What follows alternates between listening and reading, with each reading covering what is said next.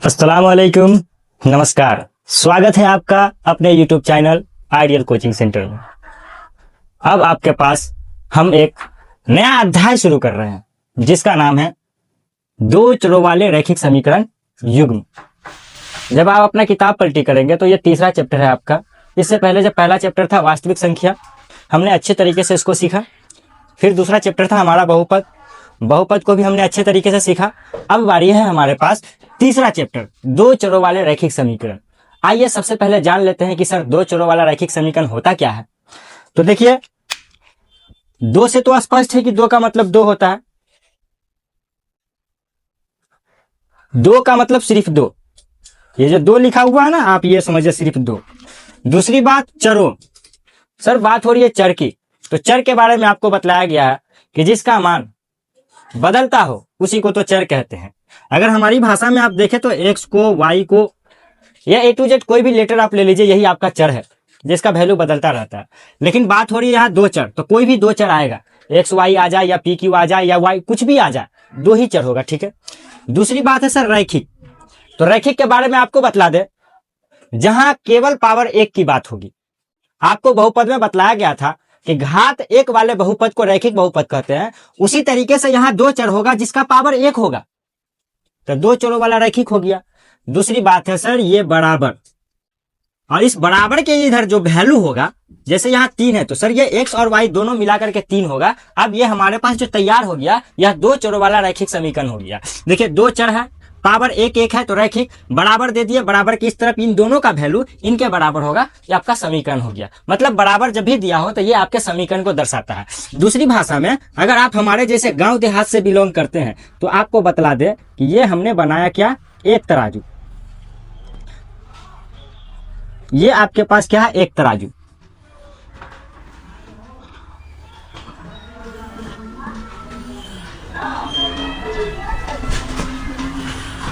अब हम करते क्या है, तराजू के इस भाग में कोई भी दो अक्षर रख देते, दो चर रख देते हैं और इधर कोई वैल्यू रख देते हैं। जब इस डंटी को आप पकड़ करके उठाएंगे, बराबर आ जाए, तो यही तैयार हो जाता है आपका दो चरों वाला रैखिक समीकरण। उम्मीद करते हैं कि आप समझ गए होइएगा। दो चर मतलब कोई भी दो चर एबीसीडी का, बीच में बराबर आ गया, यह समीकरण को दर्शाता है। सर पावर एक होगा तो रैखिक हो गया।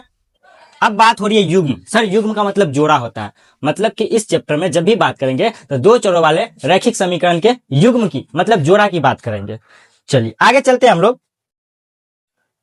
अब हमारे पास जो एक क्वेश्चन है, क्वेश्चन को आप गौर से देखिए, बड़ा इजी क्वेश्चन है। अब होता क्या है कि इस क्वेश्चन में घबरा जाता है कई बार बच्चा, तो आपको घबराना नहीं है क्योंकि आप हमारे साथ हैं। हम आपको एकदम आसान तरीके से खेलते खेलते और हंसते हंसते समझा देंगे। तो आइए शुरू करते हैं। सर प्रश्नावली 3.1 का ये पहला क्वेश्चन है। क्या कह रहा है, आफ्ताब अपनी पुत्री से कहता है, बुझते हैं ना पुत्री, हाँ वही बेटी, डाउटर। तो सर एक है आफ्ताब। अब इसमें जो है इस क्वेश्चन में दो आदमी का रोल है, एक है आफ्ताब और एक है आफ्ताब की पुत्री। सर पुत्री का नाम यहां नहीं दर्शाया गया है तो समझे हम पुत्री, ठीक है। चलिए मतलब कि बाप बेटी की बात हो रही है। तो आफ्ताब क्या कहता है अपनी पुत्री से, 7 वर्ष पूर्व। हाँ अब यहां आप गौर से देखिएगा, आपको कहीं दिखेगा पश्चात, कहीं दिखेगा बाद, कहीं दिखेगा पूर्व।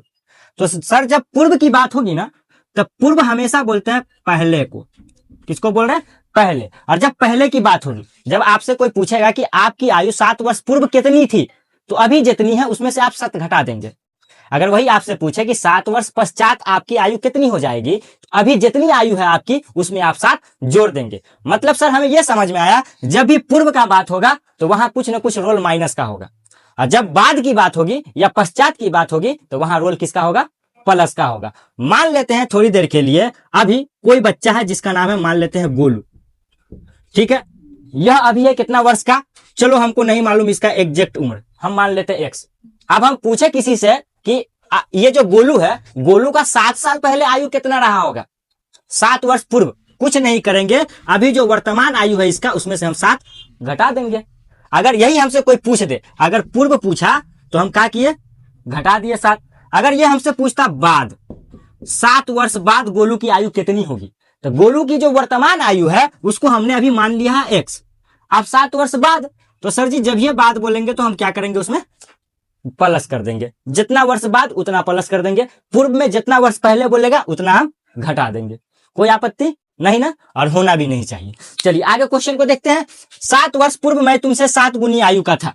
बाबूजी कह रहे हैं बेटी से, मतलब कि आफ्ताब अपनी पुत्री से कह रहा कि 7 साल पहले मैं तुमसे 7 गुनी आयु का था।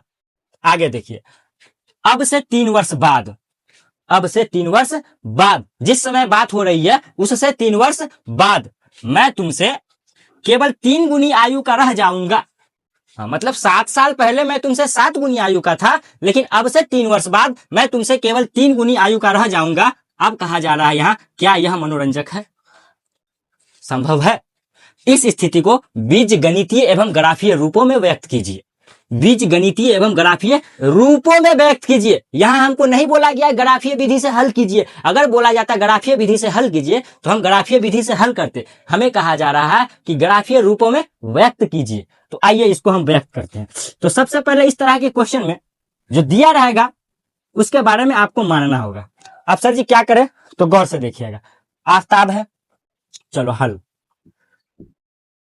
जब भी आयु वाला क्वेश्चन होगा तो हम लोग मानेंगे हमेशा वर्तमान से शुरू करेंगे, ठीक है? तो हम मान लेते हैं कि माना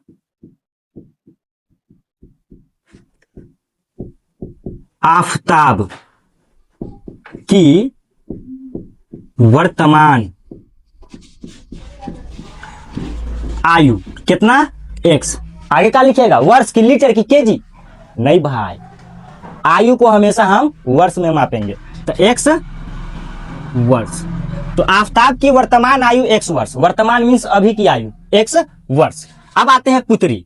तो देखिए भैया, पुत्री की वर्तमान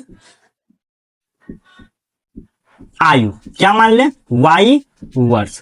अच्छा सर, आपके मन में अगर ऐसा कोई ख्याल आता हो कि आपने x माना तो हम भी x मान ले, आप y माने तो हम भी y मान ले, आपका जो मन कर रहा है वो मान सकते हैं, ठीक है? चलिए आगे हम लोग करते क्या, लिख देते हैं प्रश्न से या प्रश्न अनुसार। चलिए प्रश्न से हम लोग प्रश्न के अनुसार चलते हैं। अब क्या कहा जा रहा है? तो देखिए, बोला जा रहा है 7 वर्ष पूर्व, तो हम लोग चलते हैं 7 वर्ष पूर्व। कहां चले? 7 वर्ष पूर्व। 7 वर्ष पूर्व। अब देखिए आप 7 वर्ष पूर्व, अभी आपकी आयु कितना है? x वर्ष। तो 7 साल पहले x माइनस 7 जाएगा तो आयु, तो आफ्ताब की आयु, आफ्ताब की आयु सर अभी x वर्ष है, तो 7 साल पहले x माइनस 7 वर्ष। कोई आपत्ति नहीं होना चाहिए। जब पहले की बात जितना पहले की बात हुई उतना माइनस कीजिए। अच्छा, आफ्ताब की आयु x माइनस 7 वर्ष, लेकिन पुत्री की आयु, पुत्री की आयु कितना हुआ? तो y है अभी उसका वर्तमान आयु, तो 7 साल पहले y माइनस 7 वर्ष। अब बात आती है क्या? तो सर ये 7 साल पहले की बात हो रही थी और आफ्ताब कह रहा था कि मैं तुमसे 7 गुनी आयु का था। अब देखिए गौर से, आफ्ताब है 7 साल पहले अपनी पुत्री से 7 गुनी आयु का था, तो आफ्ताब की 7 साल पहले की आयु कितनी है? x माइनस 7, बीच में डाल दीजिए बराबर। इधर पुत्री की आयु कितनी है 7 साल पहले? y minus 7। अब बात आता है 7 गुनी, मतलब 7 से गुना करना। लेकिन सर किससे करें? कि बाबूजी है, आयु उसकी पुत्री है, तो बाबूजी अगर 7 से गुना करेंगे, बाबूजी तो पहले 7 गुना, अब वो 7 से गुना करेंगे, बहुत ज्यादा हो जाएगा। इसलिए हम बराबर डालेंगे, बराबर मतलब होता है कि दोनों का प्रमाण बराबर हो जाए। किससे गुना करेंगे? पुत्री में। अब पुत्री गुना किया 7 से, बाबूजी के बराबर आयु होगी। बाबू है, आप देखिए इसको आप कीजिए सॉल्व इसको कीजिएगा, निकल के आएगा समीकरण, वही होगा आपका आंसर। आगे ये x माइनस 7 है तो x माइनस 7 ये बराबर है 7 में 22 इस 7 को थोड़ा ठीक कर देते हैं। 7 में 22 है, 7 y प्लस है माइनस है तो माइनस 7 7 49। कहते क्या होगा? सब इधर ले लेते हैं, ठीक है? तो x माइनस 7 आई 7 y को प्लस में आएगा तो माइनस 7 y आई 49 माइनस में आएगा तो प्लस 49 बराबर है 0। आगे देखिए ये x अभी माइनस 7 y, आगे 49 प्लस में 7 माइनस में तो प्लस में 42 आएगा बराबर 0। देखिए ये समीकरण निकल के आ गया, ठीक है? ये हम बीजगणित के रूप में व्यक्त कर दिए। अब दूसरी बात क्या हो रही है? दूसरी बात हो रही है अब से 3 वर्ष बाद। कितना वर्ष बाद? 3 वर्ष बाद। तो हम लोग चलते हैं 3 वर्ष बाद, 3 वर्ष बाद। अब से 3 वर्ष बाद बहुत देखिए, अभी आफ्ताब की आयु कितनी है? 1 वर्ष। तो 3 साल के बाद जो है आफ्ताब की आयु कितनी हो जाएगी? आफ्ताब की आयु सर अभी x वर्ष है तो 3 साल के बाद x प्लस 3, जब ये बात की बात होगी तो जोड़ेंगे। और पुत्री की आयु, पुत्री की आयु कितना? पुत्री की अभी आयु कितनी है? y वर्ष। 3 साल बाद y प्लस 3 वर्ष, इसमें वर्ष लगा दीजिए, ये हो गया। कोई दिक्कत नहीं आता। अगली बात आती है, इन दोनों को आप लिख लीजिए, दोनों को लिखते हैं। एक आपका x प्लस 3 बराबर इधर y प्लस 3। अभी क्या करा? अब से 3 वर्ष बाद मैं तुमसे केवल 3 गुनी आयु का रह जाऊंगा। इसमें क्या कीजिएगा? हमेशा जो रिश्ते छोटे होंगे उनमें गुना कीजिएगा। बाबू जी छोटे होंगे इस तरह देखिए गुना कीजिए। अब देखिए x प्लस 3 y बराबर 3 y से 3 y प्लस प्लस प्लस 3 दिया 9 सो पे बनाइए x प्लस 3 आई 3 y प्लस में हमारा माइनस 3 y ये ना y गुस्सा गया था आई माइनस 9 बराबर कितना 0। ये x आई देखिए माइनस 3 y अभी 9 माइनस में 3 प्लस में तो माइनस 6 बराबर 0। अब देखिए आपका समीकरण 2 आ गया। मतलब दोनों को एक साथ लिख दीजिए। पहला समीकरण x माइनस 7 y प्लस 42 बराबर 0, दूसरा x माइनस 3 y माइनस 6 बराबर 0। इस समीकरण 1 था, इस समीकरण 2। यही आपका पहला क्वेश्चन का आंसर है। आपको बोला जा रहा था बीजगणितीय एवं ग्राफीय रूप में देख लीजिए। देखिए अलजेब्रा में आ गया, ग्राफीय रूप में आ गया, बस यही आपका आंसर। अब होता क्या है कि कहीं बच्चों को लगता है कि सर बनाना, तो वो जब आपको बोला जाए ग्राफीय विधि से हल कीजिए तो आप हल कीजिएगा, ठीक है? उम्मीद करते हैं कि आपको ठीक से समझ में आया होगा। तो आप स्क्रीनशॉट मार लीजिए या तो वीडियो को पॉज करके आप अपने नोट कर लीजिए, फिर अगले क्वेश्चन के साथ, ठीक है? हां, तो अब आपके पास है क्वेश्चन नंबर 2।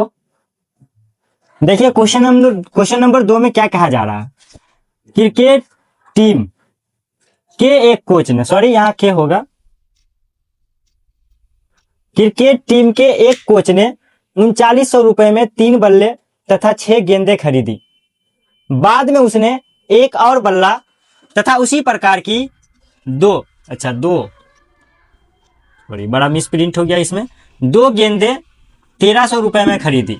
अब यहाँ बात आती है क्या, किसी बुक में 2 लिखा होगा और किसी में 3 लिखा होगा, तो जिसमें 2 लिखा होगा आप 2 समझ करके क्वेश्चन को बनाइएगा, और जिसमें 3 लिखा होगा तो आप 3 समझ के बनाइएगा। और देखिए करना क्या, और ऐसे तो होना चाहिए मेरे हिसाब से यहाँ पे 2 ही, तो 2 गेंद 1300 रुपए में खरीदी।